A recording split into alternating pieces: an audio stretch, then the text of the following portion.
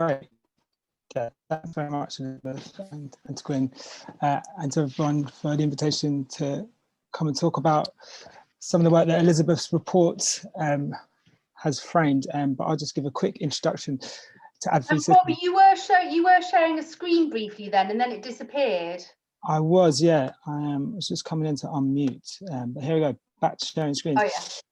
Great. So my name is Robbie Gillett. I'm co-director at Ad3Cities, and I also work on a campaign around advertising and climate change called Advertising. So I've got two jobs, but today I'm mostly focusing on my role at Ad3Cities. I'll be brief because that is the brief. Ad3Cities is a network of local groups who are campaigning to remove and reduce outdoor advertising spaces in public space, so billboards and other sorts of outdoor advertising. Our vision is that we want to create happier, healthier cities free from the pressures of corporate outdoor advertising. We're seeking alternatives beyond consumerism. We celebrate community connections, solidarity, public art and nature. And so we've got a collection of local groups. We started in Bristol with Adblock Bristol in 2017. And now that Adblock Bristol group was trying out new ideas of, well, I'll go into some of the activities around consumerism and advertising in a moment, but now that original group in Bristol has grown to a network of groups in Cardiff, Leeds, Birmingham, Exeter, Lambeth, Norwich, and elsewhere, hopefully elsewhere soon. What we do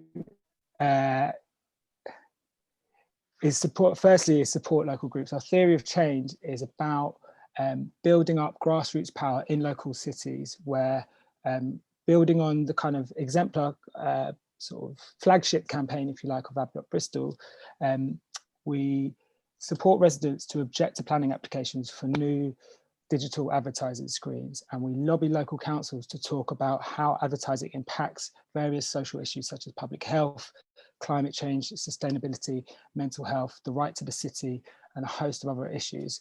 And one of the reasons I'm very interested in organising around advertising is it does touch on lots of those different issues. So that's Ad3Cities, is supporting local groups to do that work on the ground. We also, as part of that work, have been commissioning reports into, for example, the human rights implications of advertising that we're going to hear more about from Elizabeth, as well as looking at the self-regulation body, the regulatory framework around advertising in the UK. We're a kind of critical report into the Advertising Standards Authority. So sort of national level policy work and local supporting of grassroots groups is in summary what we do. At a local level, it's quite excited to be involved in a local group because you can actively have agency in changing the look and feel of your neighborhood. So whether that's stopping a digital screen from going up, these huge massive screens, some of which take the same electricity usage as 11 average UK households. Some of these big new screens, even the smaller bus stop screens, take about the same electricity as 4 UK households, average UK households. So you can stop those screens, or you can get those boards taken down and replace those boards with community art or something. And in doing so, if we're going out and knocking on doors and saying, hey, do you know about these plans to put a new digital billboard up in your area? That is a kind of gateway conversation to talk about this breadth of subjects like sustainability, the impacts of consumerism, what we think we need in our neighborhoods instead, mental health, right to the city, etc., etc. So or you could just talk about how awful digital billboards look and wouldn't it be nice if they weren't there, much more simply. So we found that this kind of framework of talking to people and organising and mobilising around the subject of advertising is a very real, tangible way of talking about consumerism and the bigger issues that presents. At a local level, we started to also ask that local authorities, local councils implement ethical advertising policies, so exclude advertising for particularly harmful products, such as gambling adverts, payday loan adverts, junk food adverts, and high carbon products such as SUVs, polluting cars, airline flights, and fossil fuel company advertising. Recently, we've had some success with this. Norwich Council, about a month ago, passed a motion to produce an ethical advertising policy that would govern not all of the advertising spaces in Norwich, but the ones that the council controls. So that's like bus stop spaces and any others. And it also relates to their sponsorship policies as well, not just advertising. And just yesterday, North Somerset Council voted to end high carbon advertising in its jurisdiction as well, which is particularly relevant because North Somerset Council's rejection of the expansion of Bristol Airport has gone to public inquiry today. So it's good that the council's taking action there. Elsewhere, we also showcase alternatives to consumer advertising in public space. So in Bristol, we have a community arts billboard where we run community art, and it's just like a nice alternative to having SUV ads or Big Mac ads. And elsewhere, other parts of the movement are also involved in guerrilla arts, taking over corporate advertising spaces without permission to showcase other forms of art. So groups like Brandalism and Special Patrol groups and others. There's lots of other groups coming into this space that have moved into the space in the last few years, such as the climate charity Possible, the New Weather Institute, groups like Global Action Plan, Sustain, or a food charity doing amazing work getting junk food advertising bans implemented. Client Earth, I would say as well, obviously Jonathan Wise is here on the call today. Inside the advertising industry, great strides being made by the Purpose Disruptors, who are working with advertising industry workers who are deeply concerned about climate change and how to make change from within the advertising industry itself. Amazing work happening there. And yeah, that is what we do at Ad3Cities. There's some resources and our social media handles there. Really looking forward to the rest of the discussion tonight. Gwyn or Elizabeth, back to you. Thanks very much, Robbie. So we're now going to go on to half an hour of 3 presentations, 10 minutes each. So if I hand over to you first, Hannah, that would be great. Of course, thank you. Hello, everyone. I'm going to be speaking to you today about my undergraduate dissertation. So I'll start sharing my screen now.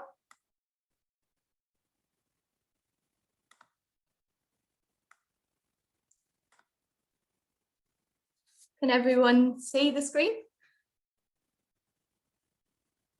Is everyone able to see? Yeah, it's great, Hannah. We can see. Lovely. Yep. Yes, yes.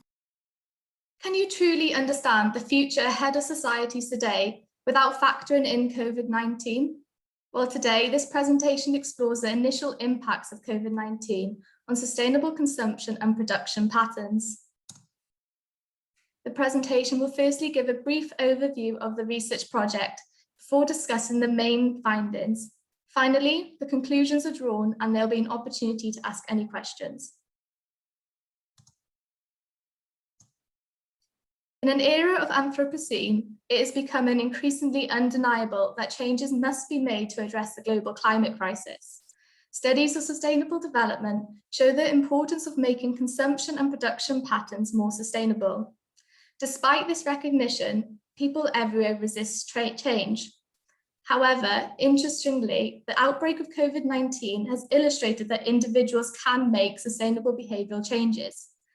The dissertation focused on sustainable consumption and production approach to explore how individuals specifically can assist the climate crisis, contributing to the growing body of research on COVID-19's impact on the climate emergency. It followed a case study research design on Pembrokeshire's experience, exploring recommendations for the county's climate emergency policy. Data was collected through secondary data analysis and semi-structured interviews of people within sustainability and energy. Qualitative modes of inquiry were employed, which illuminated theoretical opinions whilst critically analysing them against some research questions. With the unprecedented nature of COVID-19, however, only tentative and speculative conclusions could be drawn. The central aim of my dissertation was to uncover if and how the consumption and production lessons from COVID-19 could assist Pembrokeshire's climate emergency policy. To achieve this aim, the following research questions on this slide were made to help me answer my question.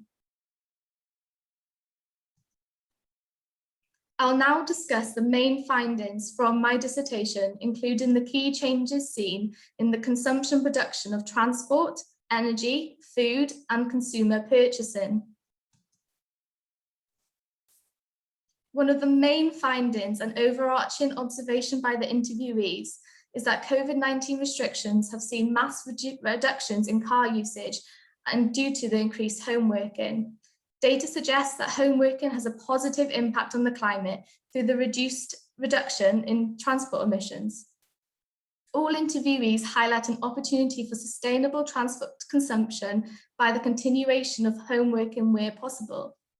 Interviewees stated they would like to see the home working continued, which reduces unnecessary travel and allow flexibility.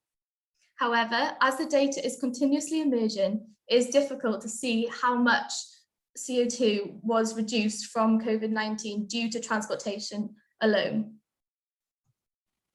It is evident that there is differing views on how the changes can be made to permanently increase active travel.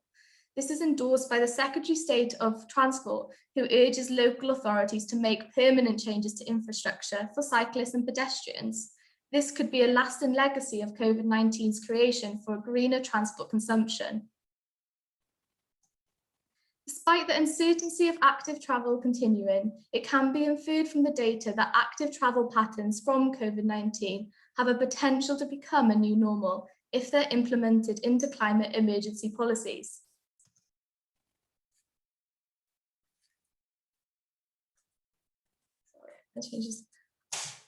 COVID-19 has brought a positive, sustainable change to energy consumption in counties across Wales. These changing profiles for energy consumption and production highlighted challenging opportunities for counties to steer recovery into clean energy initiatives. Pembrokeshire has the ability to become a net supplier of renewable energy to the UK, so it can be theorised that the reduced electricity demand resulting from COVID-19 in the county could mark an onset to increased renewable energy supply. Others argued that COVID-19 may slow down renewable energy production due to the delays in supply chain, difficulties in tax stock markets, and the risk of not being able to get government incentives. Recent data emerging from COVID-19 explores demand and supply of energy from public buildings to homes. So there was a massive shift between supply going towards public buildings to supplying homes for people working at home and school learning at home. All interviewees recognised that the decarbonisation of homes was completely vital for the decarbonisation agenda to reach climate emergency targets. But these results provide support that Welsh Government plays a crucial role in utilising COVID-19 to create a more sustainable society.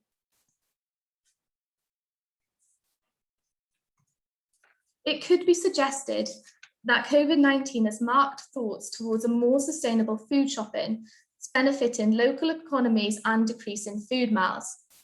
Prior to COVID-19, research suggested that relocalisation of food systems encourages resilience. It has also been recognised that relocalisation of food systems offers a more equitable, ecologically sustainable, and potentially empowering alternative. In one of the interviews, one referred to David Attenborough's "Don't Waste" statement. He stated that the importance of food waste within the climate emergency. Consequently, it can be suggested that COVID-19 introduced changes to consumer behaviours in food, ultimately decreasing food waste in some areas. This has a potential positive impact because there's evidence of behavioural changes within food to become permanent. A reoccurring assertion in the interviews is that humanity cannot go back to the old normal. The interviewee from Pembrokeshire noted already that there was behavioural changes, stating that he thinks already people have accepted climate change far more. The perception aligned with research from the UN that find that COVID-19 can mark an onset for social change. This complements other research that suggests we must use this time in societal change to shift towards more climate positive attitudes. there is evident that the changes brought to society from COVID-19 have a possibility of creating a new normal for the role of our consumer. An important observation from interviewees was the increase in localized consumer consumption. With people spending more time in their local environment, one interviewee stated that COVID-19 has led to people reassessing their priorities and placing more value in their local nature. These observations highlight an emerging trend in counties across Wales and possibly the UK and globally from COVID-19 that display that people are showing more appreciation for their natural environment. As a result, this could lead to more climate-friendly behaviours. The research confirms that humans have a responsibility to assist decision makers towards a more sustainable future, fostering social change to contain climate change. The results supported the contemporary assumption that COVID-19 can contribute to sustainable consumption and production patterns. As sustainable consumption and production has been recognised one of the most important factors to reaching sustainable development, abundant research is needed within this field. Returning to the question I posed at the beginning of this presentation, it is clear now that the impacts of COVID-19 need to be factored into our discussions on the future consumption and production patterns, which will assist our climate emergency. The opportunity for a more sustainable way of living post-COVID is an opportunity that we cannot miss. It is evident that the severity of climate change poses an important agenda on researchers to assist our climate emergency. If you have any questions, please save them towards the end when we have our discussion. In addition to my presentation, please, if you'd like to find out anything more or have a copy of my final dissertation, please feel free to email me and I'm more than happy to send that over. And I would like to thank you all so much for listening. It really has been an honour to be able to do this today. Thank you. Thanks so much, Hannah, and thanks for your generosity in offering to share your dissertation. That's great. And yeah, and if people want to, you can either put questions in the chat or we'll just do a hands up thing later when the other two presentations are done. So thank you, Hannah, and now handing over to Robert. Robert, are you okay to share your screen, or I can do it from here? I've had a bit of a glitch. Do you think you could do it from your end, Elizabeth? Yeah, sure. So let me just do that now.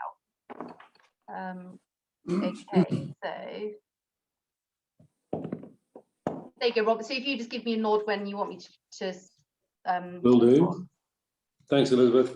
I'll keep it brief, but many decades of work have gone into reaching the conclusions I'm about to outline briefly in this presentation, which is, as you can see, climate consumerism and addiction. We're in a downward spiral, and as it says there, I'm wanting to ask, how can we recover? Our performance so far hasn't been exemplary. What can we do to change that? Next slide, please. So the double bind, I'm talking about addiction here on a societal level.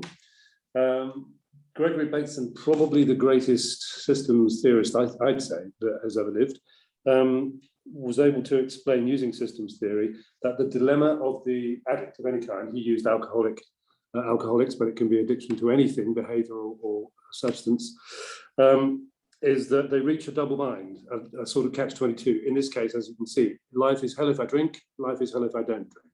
Now, there's only really two ways out of that dilemma.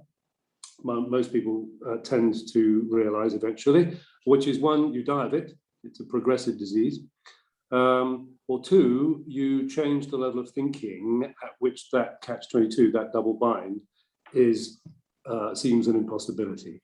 Next slide, please, Elizabeth. So I'd say, I've used the term, I invented it just yesterday, actually, the carbaholics, the carbon addicts dilemma is very similar. And where we're at as a society, a large part of society globally is a similar double bind, but in this case, as it says here, life would be ecological hell if we carried on like this. We are heading for a cliff, and I think everybody now knows it. However, the dilemma is life feels as if life could become an economic hell if we don't carry on like this with our consumption patterns and our consumerism. Next slide, please. So the term used in Alcoholics Anonymous, which Gregory Bateson, as I say, the great systems theorist, analyzes and explains, is the most successful addiction recovery at individual levels ever yet devised by humans. The term used by Alcoholics Anonymous, who've got millions of former active addicts. It's used for drug addictions, behavioral addictions, spending, working, and so on as well these days. They call it rock bottom, as some people here will know. So you finally reach a point where everything goes. And for alcoholics, that can be the loss of job, the loss of business, the loss of family, the loss of marriage, bankruptcy, and of course, in some cases, sadly, far too many, the loss of life. So I'm asking, have we as a society in our consumerist addiction hit a similar rock bottom on a global scale? Next slide, please. I don't know if anybody's seen it, but one of my favorite hilarious pieces of stand-up comedy is by Eddie Izzard, and he talks about cake or death. It's actually a tease of the Church of England, but it's amazing how presented with what looks like a pretty obvious choice. You know, would you rather have cake or would you rather die? Surprisingly, quite a few of us choose the what would seem to be the suboptimal option. And as a society, again, we seem to be doing that, just as many addicts, individual addicts, also do. And in their case, as I've said, it can lead to literal death. And in our case, as a society, it could be a pretty heavy death toll. Let's not mince our words if we don't do something to turn this addiction around. Next slide, please, Elizabeth. So there's a great guy called Duane Elgin, who's written his latest book I recommend to anybody. It's called Choosing Earth. He was a presidential commission advisor back in the 70s on what is the future of the American people. And of course, post-war, the Americans' life philosophy, if you like, did sort of, in the Bretton Woods global organizations formed in the 40s at the end of the war, the American dream did become the sort of pattern that people tended to aspire to all over the world. And if they didn't aspire to it, the Americans tried to see if they couldn't persuade them to take it on board anyway. And the American dream, which was driven by, you know, the huge economic boom of the 50s and 60s, where everybody had, you know, a dishwasher and everybody had labor-saving devices in their kitchens and an ever larger home and so on. It was based on consumer behavior in the attempt to, understandably, you might say, to show people that prosperity meant consumerism, and we could spend our way out of trouble.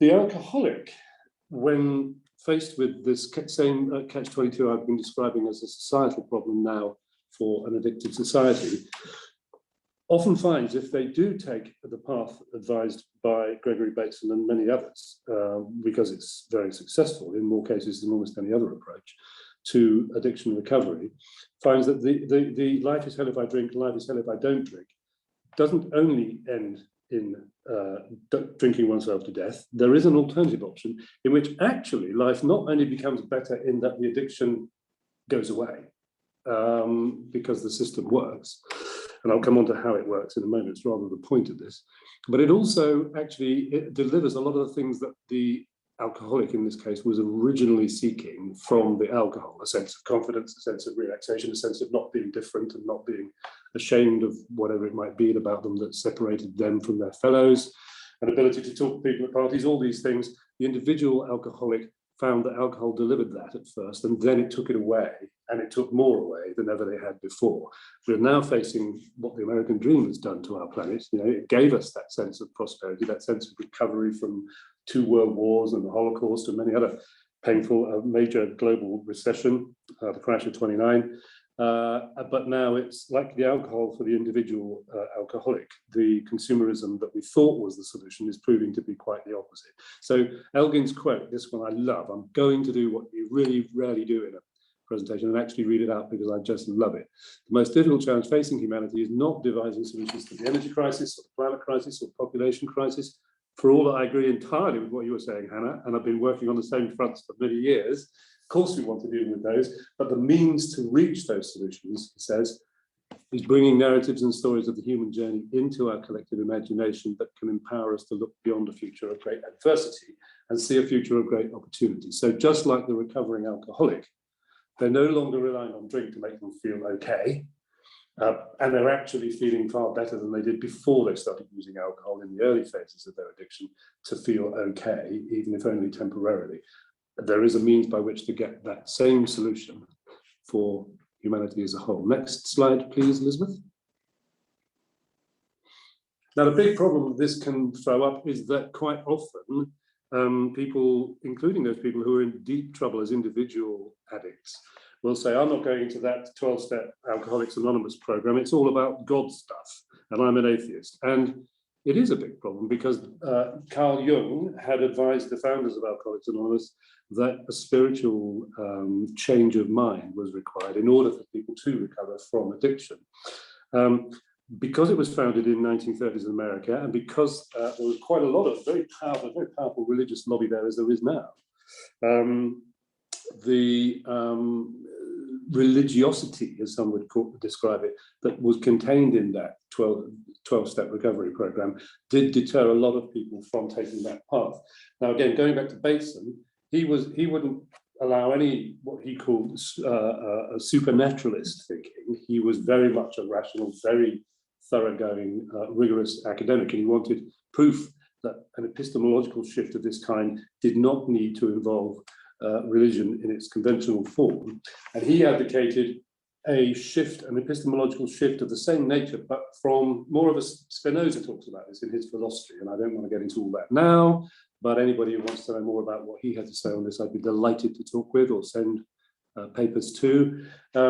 Basically, Spinoza said, God is nature, and nature, God. And Bateson said, if you think of yourself as part of an interconnected whole, which is all of life on a planetary scale, part of something much bigger than yourself, it actually is completely reconcilable with a religious experience, so to speak, that can change your mind, create that epistemological shift, so that you get to a place from which the catch-22, the double bind, life is hell if I drink, hell if I don't drink, or we will have ecological hell if we continue consuming like this, and economic hell if we don't. It seems like an impossibility. Transcending that level of thinking in an epistemological shift, where you suddenly begin to notice that what Thich Nhat Hanh, the Buddhist teacher, calls interbeing, is the true nature of all our being and every other participant in life on earth, then that is the same or the equivalent experience to a spiritual experience as experienced by someone for whom it is religious. Can we have the next slide, please?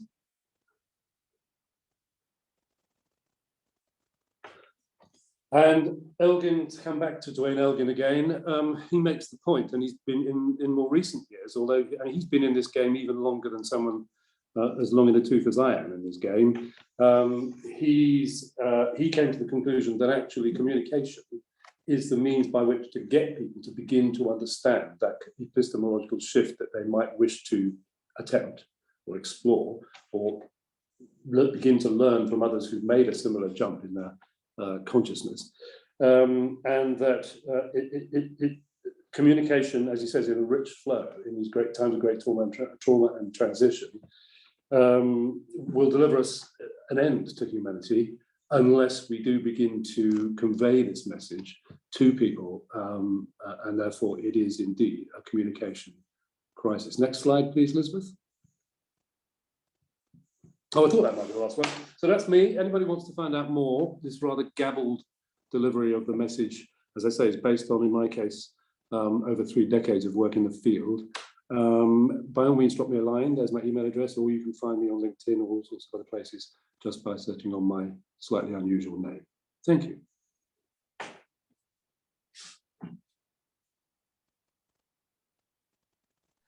Thanks, Robert. That's really interesting about the Spinoza link. I'd be interested in hearing more about that. So last presentation, and then we've got loads of time to open up the floor for a big discussion.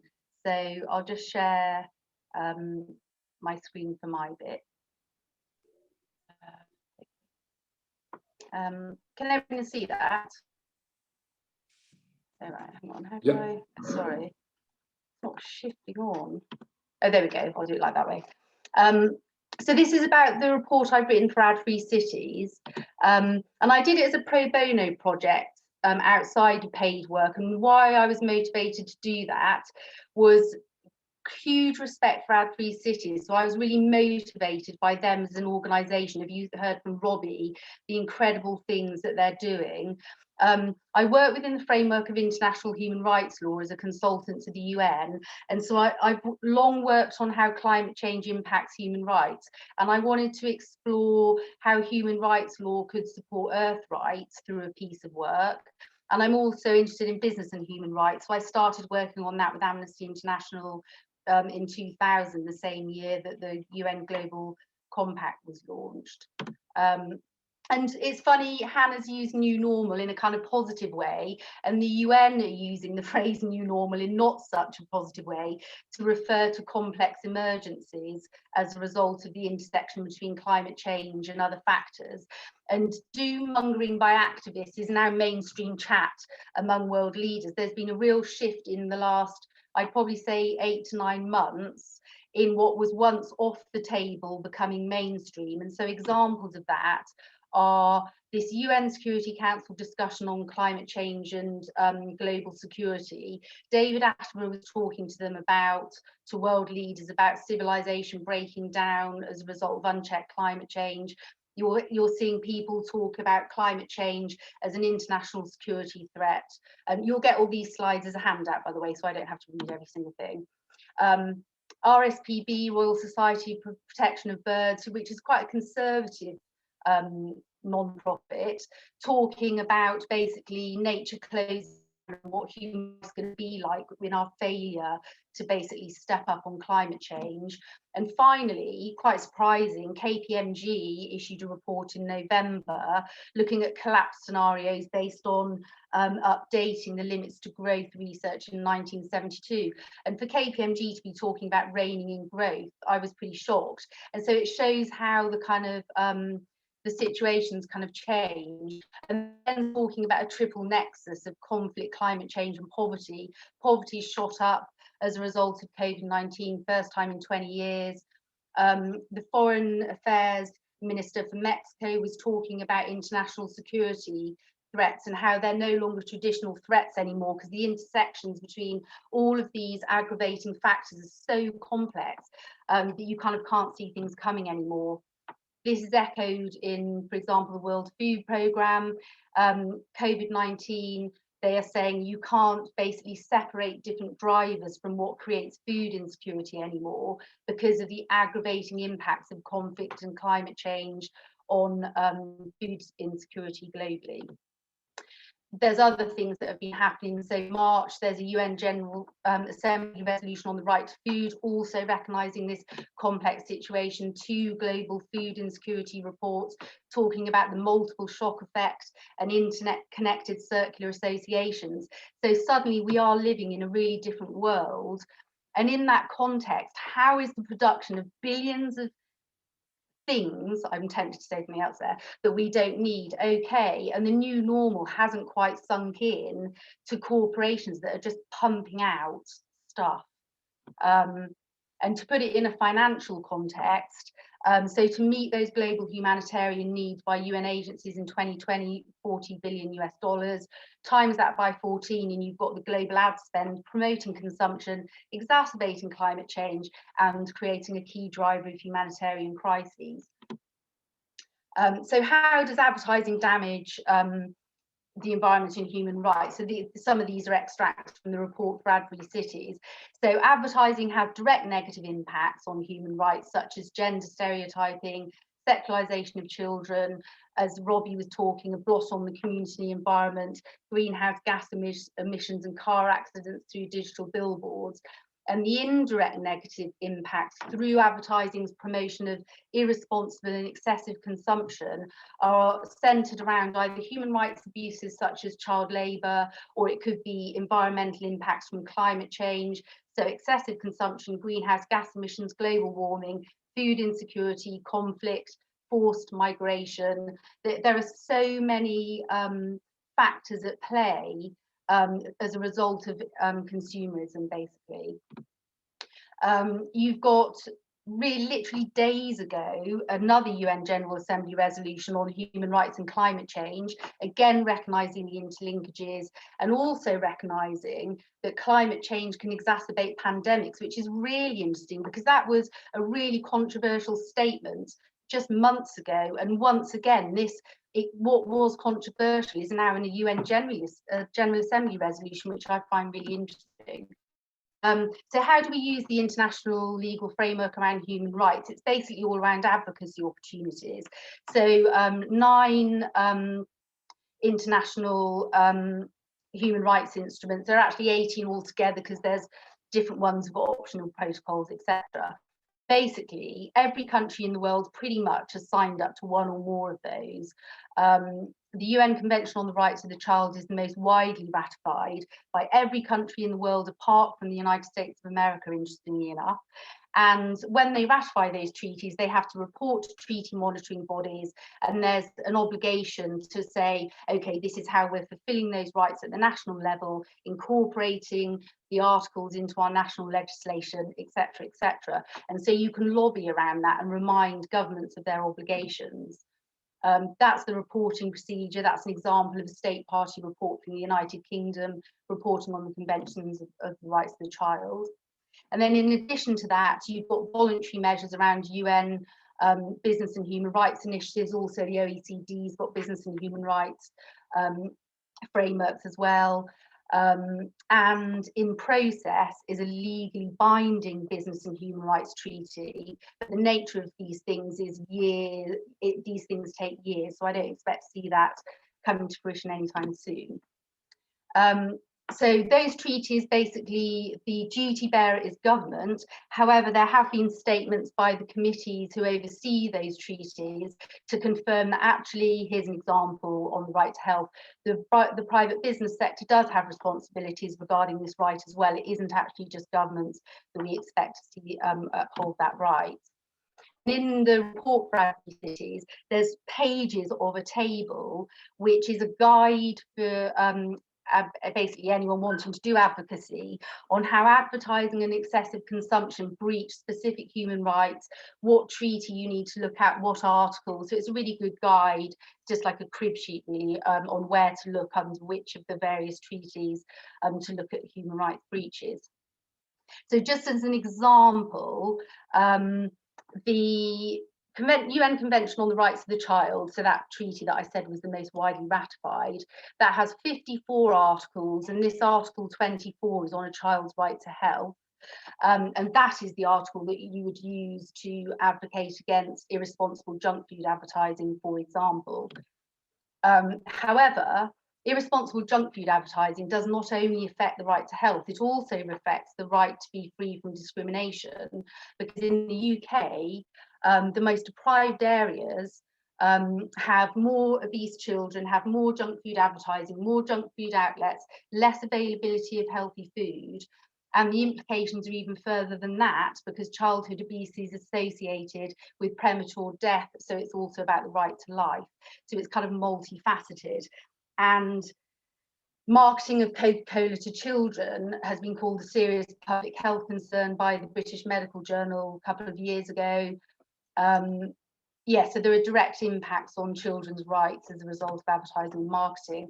And there are lots of examples in the report. Another example looking at environmental impacts is the fashion industry. Huge impact there on the environment.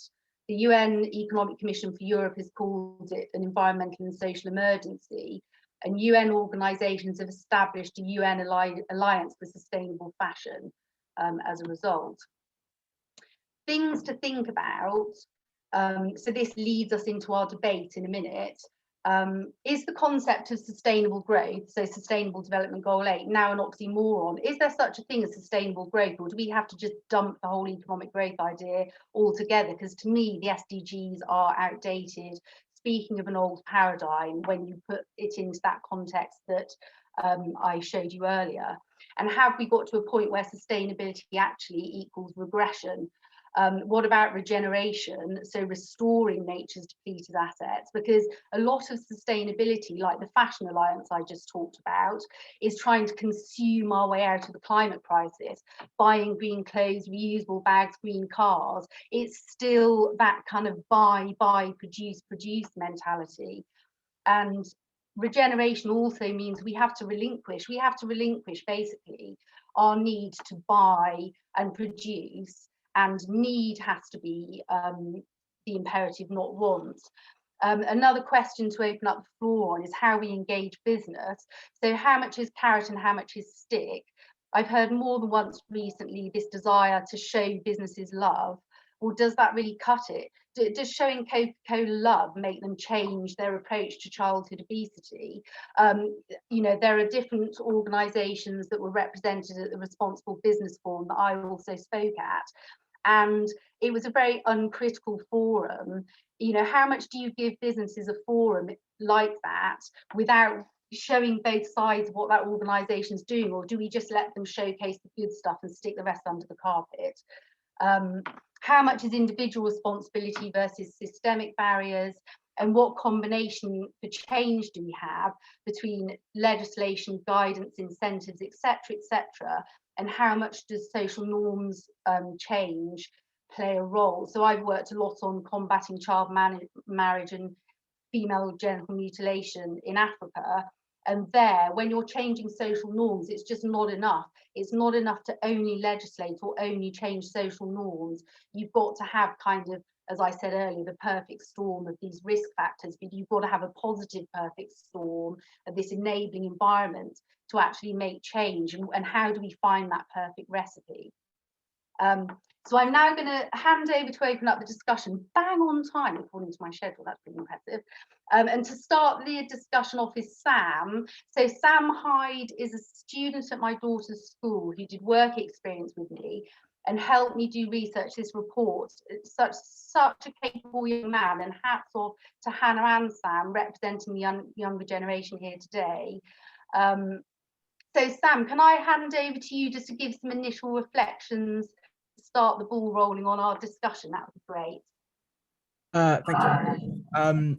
I just kind of wanted to start by saying that I think the only way to truly engage businesses and big corporations and big policymakers like this is to kind of have, like, we need a global consensus for change. I think at the moment, there's not necessarily a united front against climate change as there needs to be. And I think a lot of this comes through there not being enough education around this as a certain issue. I think that people don't necessarily understand the gravity of climate change and its impacts it's going to have in a very, very short amount of time. I think obviously there has been a lot of change, especially over the pandemic, and in younger generations like my generation, of people kind of understanding that it's going to impact us in our lifetime. But I think there needs to be a lot more education around it to build a consensus to actually influence these businesses to change.